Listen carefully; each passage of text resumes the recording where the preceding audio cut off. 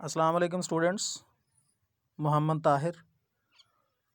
Students, उम्मीद है कि आप सब खैरियत से होंगे।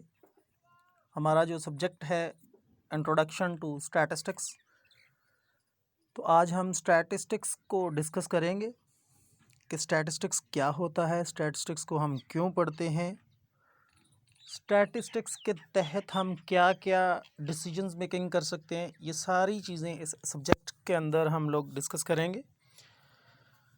तो देखते हैं जी, स्टैटिस्टिक्स को हम पढ़ते क्यों हैं, वाई स्टडी स्टैटिस्टिक्स। स्टैटिस्टिक्स के अंदर नंबर 1 पे है जी, डाटा आर एवरीवेयर। इनके डाटा हर जगह पे होता है। डाटा को कलेक्शंस करने के लिए आप लोग स्टैटिस्टिक्स को स्टडी करते हैं। Statistical techniques are use to make many decisions that affect our lives. यानी कि स्टैटिस्टिक्स को पढ़ने के बाद आप ऐसी टेक्निक्स को यूज़ करते हुए ईज़िली जो है ना वो डिसीजंस मेकिंग कर सकते हैं। कोई भी फैसला, कोई भी ऑर्गेनाइजेशन से रिलेटेड जो आप डिसीजंस कर सकते हैं वो इजीली कर लेंगे। No matter what your career, you will make professional decision that involve data. Understanding of statistical method will help you make these decisions effectively. यानी कि जब आप स्टैटिस्टिकल मेथड को अंडरस्टैंड कर लेंगे, उसको समझ लेंगे, तो उसके बाद आप इफ़ेक्टिवली और एफिशिएंटली तरीके के साथ किसी भी जगह पे डिसीजंस मेकिंग जो है वो कर सकते हैं। Applications of statistical concept in the business world. Business की दुनिया के अंदर स्टैटिस्टिकल्स के कंसेप्ट्स जो हैं वो क्या है। नंबर 1 पे है फाइनेंस। फाइनेंस के अंदर जो डिसीजन मेकिंग होती है, correlation and regression, then index number, time series analysis, ये सारे एनालिसिस के तहत आपको फाइनेंशियली जो रिपोर्ट्स हैं वो इजीली तैयार कर सकते हैं। Marketing, hypothesis testing, chi square test and non parametric statistics, ये 3 टेक्निक्स जो हैं स्टैटिस्टिकल के जो मेथड्स हैं वो मार्केटिंग के अंदर यूज़ हो जाते हैं। पर्सनल हाइपोथेसिस टेस्टिंग है, chi square testing, non parametric test, इसमें भी ये 3 ही आते हैं। Operating management, hypothesis testing, estimation, analysis of variance, time series analysis, ये 4 जो स्टैटिस्टिकल के जो मेथड हैं वो इसके अंदर आ जाते हैं ऑपरेटिंग मैनेजमेंट में। आइए देखते हैं स्टैटिस्टिक्स क्या होता है। Statistics the science of collecting, organizing, presenting, analyzing and interpreting data to assist in making more effective decisions। कि कोई भी फैसला करने के लिए आप स्टैटिस्टिक्स क्या करती है, आप लोग स्टैटिस्टिक्स आप लोगों को क्या हेल्प कर सकता है कि आप किसी भी ऑर्गेनाइजेशन का डाटा कैसे कलेक्ट करते हैं। ये एक टेक्निक्स है जो आप लोगों को स्टैटिस्टिक्स सिखाएगा। ऑर्गेनाइजिंग करेंगे डाटा को, देन प्रेजेंटिंग, फिर एनालिसिस करने के बाद आप interpreting data to assist in more effective decisions. ठीक है, उसके बाद आप इजीली जो है वो डिसीजन मेकिंग कर सकते हैं। Statistical analysis use to manipulate, summarized and investigate data so that useful decision making information results. Statistics की टाइप्स कितनी होती हैं जी? 2 टाइप्स होती हैं, descriptive statistics and inferential statistics.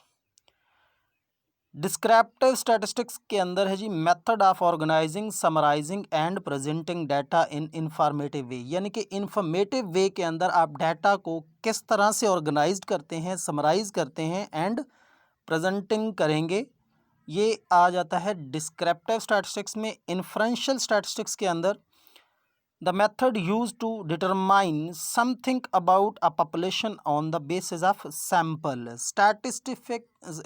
Inferential statistics जो है वो एक मेथड है जिसको यूज़ करने के बाद आप पॉपुलेशन और सैंपल बेस का जो डिफरेंस है वो इजीली उसको चेक कर सकते हैं। तो अब ये पॉपुलेशन क्या होता है?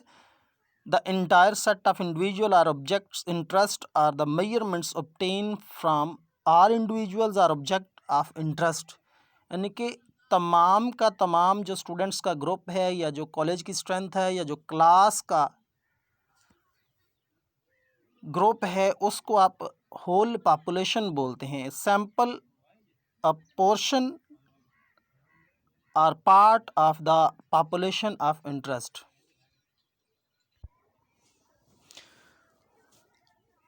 अब स्टूडेंट्स, इन्फ्रेंशियल स्टैटिस्टिक्स के अंदर आप एस्टिमेशंस लगाते हैं। Estimate the population mean weight using the sample mean weight, यानी कि पॉपुलेशन के अंदर जो आप सैंपल को सेलेक्ट करने के बाद जो डिसीजंस कर सकते हैं, उसी बेस पे आप एस्टिमेट लगा सकते हैं डिसीजंस मेकिंग के अंदर। हाइपोथेसिस टेस्टिंग होती है इन्फ्रेंशियल स्टैटिस्टिक्स के अंदर। सैम्पलिंग क्या होता है? सैंपल दो तरह से आप लोग कलेक्ट कर सकते हैं, with replacement and without replacement. Replacement के अंदर a member of the population में be chosen more than once, यानी कि रिप्लेसमेंट में आपके पास चांसेस होता है कि आप पॉपुलेशन को जब चूज़ कर रहे हैं सैंपल के लिए, तो आप एक से ज़्यादा सैंपल जो है वो चूज़ कर सकते हैं, कोई भी पिक कर सकते हैं। विद आउट रिप्लेसमेंट में जस्ट आप एक ही मेंबर सैंपल के तौर पे सेलेक्ट कर सकते हैं। सैम्पलिंग के जो मेथड हैं वो दो हैं method, random sampling and non random sampling. Random के अंदर आपके पास हर पॉपुलेशन का जो मेंबर होता है उसके इक्वली चांसेस होते हैं कि कोई से भी आप सेलेक्ट कर सकते हैं। नॉन रैंडम के अंदर इक्वली चांसेस नहीं होते। रैंडम सैम्पलिंग मेथड के जो मेथड्स के अंदर है simple random sampling, stratified sampling, clustered sampling and systematic sample. Simple random sampling के अंदर each sample of same size has an equal chance of being selected. कि सिंपल रैंडम सैम्पलिंग के अंदर वो कह रहा है जी आपका जो सैंपल सेलेक्ट करते हैं आप, उसके सब के सेम चांसेस होते हैं और सब का सेम साइज होता है। स्ट्रैटिफाइड सैंपल के अंदर divide the population into two groups are called strata and then take simple sample from each stratum. ठीक है, कि स्ट्रैटिफाइड सैंपल के अंदर आप होल पॉपुलेशन को दो ग्रुप्स के अंदर डिवाइड कर देते हैं, देन आप उसके अंदर से सैंपल को सेलेक्ट करते हैं। क्लस्टर सैंपलिंग के अंदर भी आप पॉपुलेशन को दो ग्रुप्स में आप सेलेक्ट करते हैं, डिवाइड करते हैं, उसके बाद रैंडमली आप किसी भी मेंबर को या सैंपल के तौर पे सेलेक्ट कर सकते हैं। सिस्टमैटिक सैंपल के अंदर है जी randomly select a starting point and take every nth piece of data from listing of the population। Descriptive statistics के अंदर आपने डाटा को कलेक्ट करना है, प्रेजेंट करना है, देन समराइज्ड करना है। अब कलेक्ट आप कैसे कर सकते हैं डाटा? किसी भी ऑर्गेनाइजेशन का सर्वे करके, क्वेश्चनेयर दे के, या खुद पर्सनली ऑब्जर्व करके उसी किसी भी ऑर्गेनाइजेशन को आप डाटा कलेक्ट कर सकते हैं। देन उसी डाटा को जब आप प्रेजेंट करेंगे, वो प्रेजेंट आप टाइम सीरीज़ एनालिसिस के साथ कर सकते हैं, कोरिलेशन एनालिसिस के साथ कर सकते हैं, मीन मीडियन मॉड के साथ कर सकते हैं। ठीक है, ग्राफ्स के अंदर आप उनको प्रेजेंट कर सकते हैं। देन समराइज्ड के अंदर आप उसके रिजल्ट्स निकालने के बाद आप किसी भी ऑर्गेनाइजेशंस के लिए डिसीजन मेकिंग कर सकते हैं। स्टैटिस्टिकल डाटा क्या होता है? The collection of data that are relevant to the problem being studied is commonly the most difficult, expensive and time consuming part of the entire research project. Statistical data are usually obtained by counting measuring items, यानी कि statistical data वो चीज़ है कि जिसको आप easily count और measure कर सकते हैं। इसमें primary data and secondary data आता है। Primary data are collected specifically for the analysis desired, यानी कि जिस तरह के आप लोगों को एनालिसिस रिक्वायर्ड हैं, आप उसी तरह का प्राइमरी डाटा कलेक्ट कर सकते हैं। Secondary data already been compiled and a variable for statistical analysis. Statistical analysis के लिए जो आप लोगों ने कंपाइल्ड किया हुआ डाटा होता है उसको सेकेंडरी डाटा भी कह सकते हैं। A variable an item of interest that can take on many different numerical values consist has a fixed numerical value.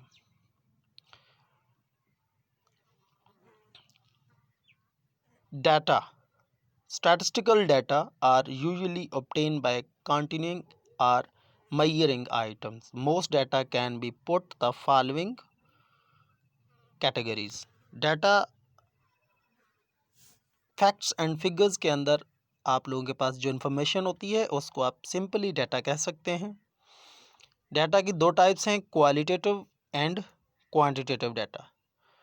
Qualitative data एक ऐसा डाटा होता है जिसको आप ना तो मेजर कर सकते हैं ना उसको काउंट कर सकते हैं। सिंपली कि ऐसा डाटा जो काउंटेबल वे के अंदर आप लोगों के पास मौजूद नहीं है उसको आप क्वालिटेटिव डाटा बोलते हैं, और जिसको आप काउंट कर सकें, मेजर कर सकें, उसको आप क्वांटिटेटिव डाटा बोलते हैं। ओके स्टूडेंट्स, रिमेनिंग इंशाल्लाह हम नेक्स्ट लेक्चर के अंदर डिस्कस करेंगे। थैंक यू, अल्लाह हाफिज़।